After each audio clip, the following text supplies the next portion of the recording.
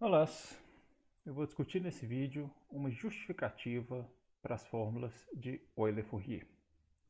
Para isso, vamos recapitular rapidamente a definição de uma série de Fourier, ou seja, dada uma função f, que eu assumo que tem período 2L, então a sua série de Fourier é dada por essa soma infinita de funções, que eu estou escrevendo aqui por extenso.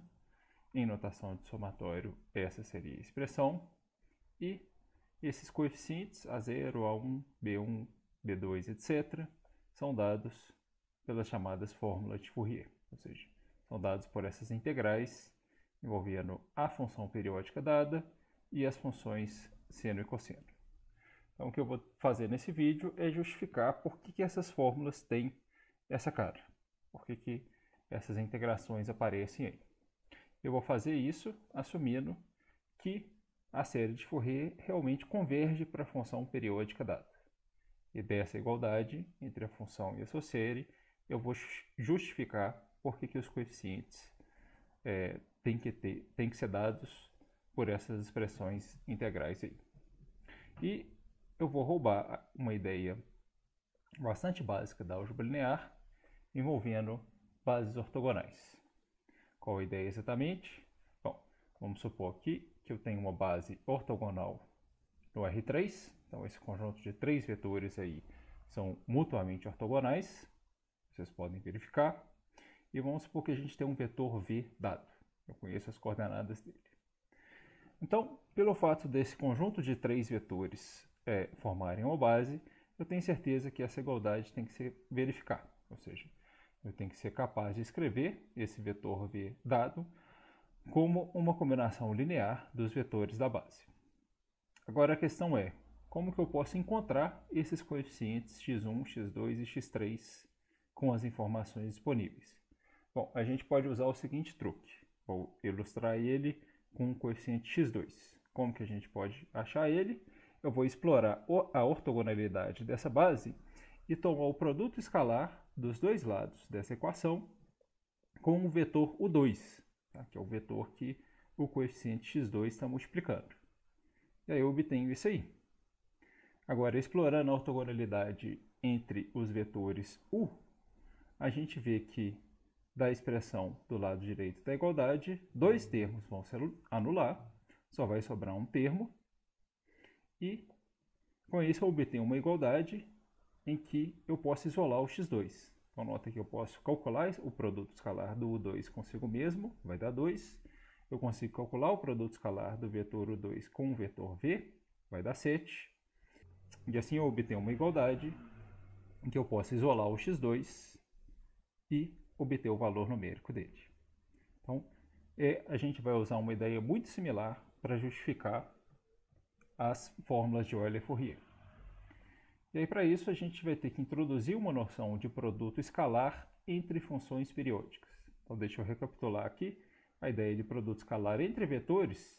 Em última instância, o que ele faz? Ele pega um par de vetores e associa um número real. Então, no caso de vetores, a regrinha é dada por essa expressão aí. Eu multiplico as coordenadas dos vetores e somo. E a gente pode fazer uma definição análoga para funções periódicas da seguinte forma. Eu vou definir um produto entre duas funções, um produto escalar entre duas funções de período t através dessa integral aí. Então, notem que o resultado, né, é realmente uma operação que pega um par de funções e leva em um número real. Tá? Então, o que aparece aqui do lado direito não é mais uma função da variável x.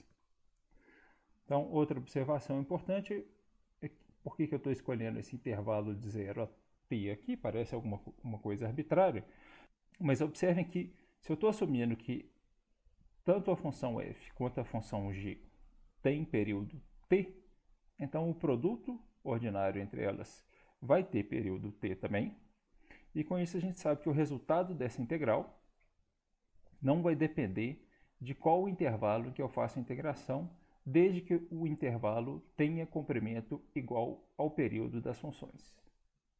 Então, o resultado da integral vai ser o mesmo para qualquer intervalo dessa forma, E no caso das fórmulas de Euler-Fourier, a gente vai explorar o seguinte fato. Então, se eu assumir que o período é dado por essa expressão, é 2 vezes L, então a gente pode fazer essa integração aqui no intervalo que vai de menos L a L, que é um intervalo que tem comprimento 2L, que é igual ao período das funções envolvidas. Uma última observação é a seguinte: a gente vai dizer que duas funções são ortogonais se esse produto interno entre elas se anular. Então, uma nomenclatura inteiramente análoga à de álgebra linear. Então, antes de passar adiante, deixa eu explorar um exemplozinho concreto desse produto interno entre funções. Vou pegar aqui uma função de período 3, tá, que é dada por essa fórmula quando x está entre 0 e 3. Vou pegar essa outra função, seno de 2πx sobre 3. Vocês podem observar que as duas têm um período comum 3. E com isso, eu posso calcular o produto interno entre elas, que vai ser, por definição, essa integral. A integral de 0 a 3, quer dizer, um intervalo que tem comprimento igual ao período das funções, e o integrando é o produto usual dessas duas funções. Então, como eu estou integrando aqui no intervalo 0 a 3, eu posso usar essa fórmula para a função f e substituir na integral. Bom, e a fórmula para a função g é sempre essa aqui. E agora eu caí num exercício de cálculo, que é só uma questão de resolver essa integral definida aqui. O resultado vai ser esse número, que vocês podem verificar. Então vamos adiante. Vamos voltar àquelas funções todas que aparecem numa série de Fourier. E, bom, a gente já sabe que todas essas funções têm um período comum 2L. Agora, um fato adicional importante é o fato de que, segundo essa definição de produto interno entre funções periódicas, elas vão ser ortogonais entre si. Em que sentido? Se eu pegar qualquer uma das funções que estão nessa lista e efetuar o produto interno com outra função diferente da lista, eu tenho certeza que o resultado vai ser 0.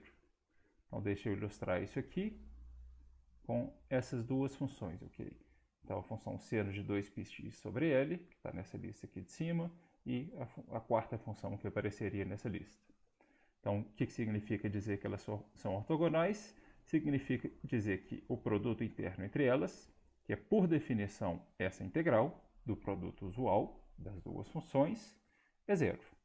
Realmente, então notem que o que eu tenho que fazer aqui é mais um exercício de cálculo, é resolver essa integral aqui.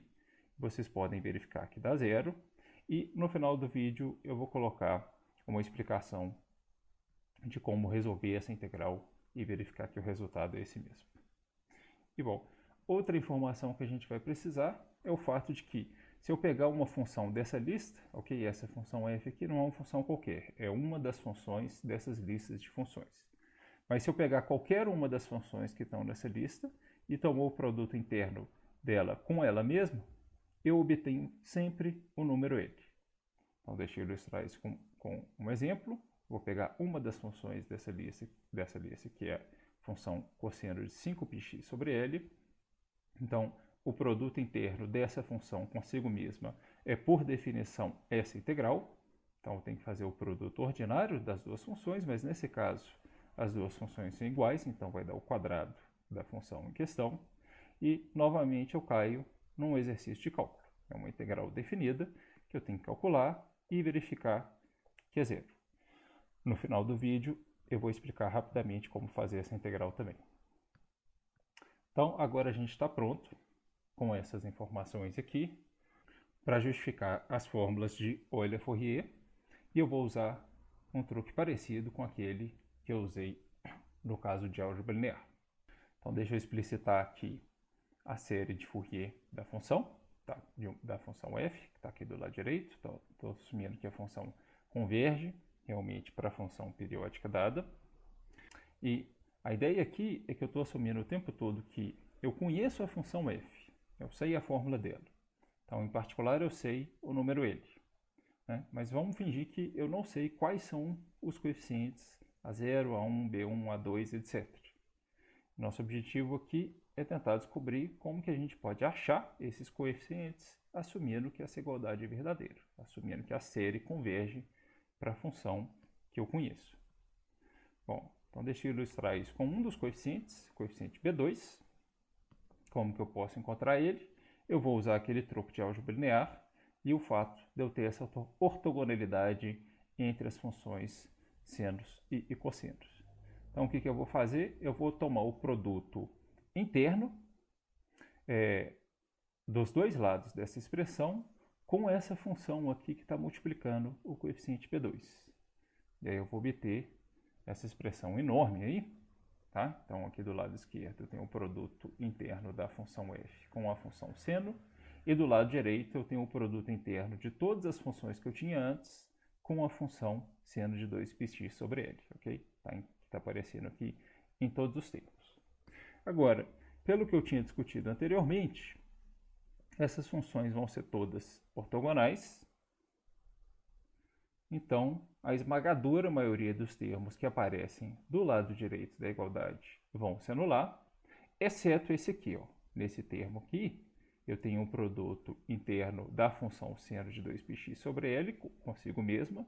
Aí, de novo, pelo que eu tinha discutido, o resultado desse produto interno tem que ser o número real L. E no final das contas, eu obtenho uma igualdade em que do lado direito só sobrevive esse termo aqui. Do lado esquerdo eu tenho esse produto interno da f com a função seno e, portanto, eu posso isolar o coeficiente P2 dessa igualdade e, por um lado, obter essa fórmula, ok? Produto interno da f com a função seno dividido por L, que era esse fator que tinha aparecido aqui desse produto interno. E nessa igualdade eu só estou relembrando a definição do que seria esse produto interno. Okay? Então vai ser integral da f vezes a função seno, que é justamente a fórmula de Euler-Fourier para o coeficiente P2. E, bom, para os demais coeficientes da série de Fourier, a ideia é exatamente a mesma. Okay? Então, essencialmente, essa aqui é a justificativa para as fórmulas de Euler-Fourier. E, para finalizar, eu vou discutir como resolver algumas integrais que apareceram aí ao longo do vídeo.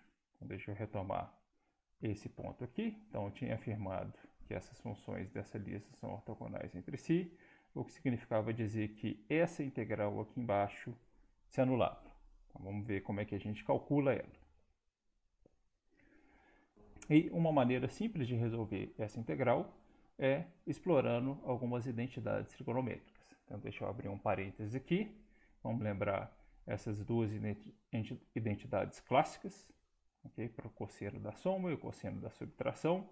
E observem que do lado direito esse termo aqui aparece nas duas equações, o que significa que se eu subtrair as duas equações, esse termo vai sumir, esses dois termos vão se somar, e eu vou ter uma expressão para multiplicação de senos em termos desses cossenos. Okay? E isso aqui é muito mais fácil de integrar do que um produto de senos. Então, é só uma questão de usar essa fórmula aqui no meu integrando. Okay? Tudo que eu fiz foi substituir a fórmula na integral. E agora, essa integral que a gente obtém é fácil de resolver e verificar que cada uma das integrais desses termos é realmente zero. E essa ideia se generaliza para todas as funções do tipo seno daquela lista de funções. Okay? Então, se eu substituir aqui, ó, agora eu considerar qualquer par de funções seno com n e m distintos, eu faço exatamente a mesma conta e verifico novamente que essas integrais individualmente se anulam. Agora, e para o restante das integrais que eu preciso fazer, por exemplo, para verificar que as funções cosseno são ortogonais entre si, tudo que eu vou fazer é usar uma variante dessa identidade trigonométrica. Agora, ao invés de subtrair as equações, eu vou somar para obter uma expressão para o produto de cossenos, em termos desses outros cossenos, substituo na minha integral e caio em uma nova integral que é fácil de resolver. Okay? Individualmente, cada um desses termos aqui vai se anular, desde que o n e o m sejam diferentes. Okay? E por último, faltou esse tipo de integral, a integral que verifica que o produto interno de uma função consigo mesma vai ser ele. Aí aqui a gente usa uma outra variante dessas identidades trigonométricas. Então vou usar essa identidade para o cosseno, né, da soma de um número consigo mesmo, e essa identidade clássica aqui, né, da soma do cosseno ao quadrado com seno ao quadrado. Então, se eu se eu somar essas equações, eu obtenho uma expressão por cosseno ao quadrado em termos do cosseno do dobro do ângulo, que eu substituo na integral e novamente caio numa integral que é fácil de resolver. O que vai acontecer aqui é que esse termo aqui da integral vai se anular e o restante é fácil de calcular. A integral desse termo constante vai ser 2L, o fator de 2 vai se cancelar com esse 2 e vai sobrar ele. Ok, era basicamente isso. Muito obrigado pela atenção.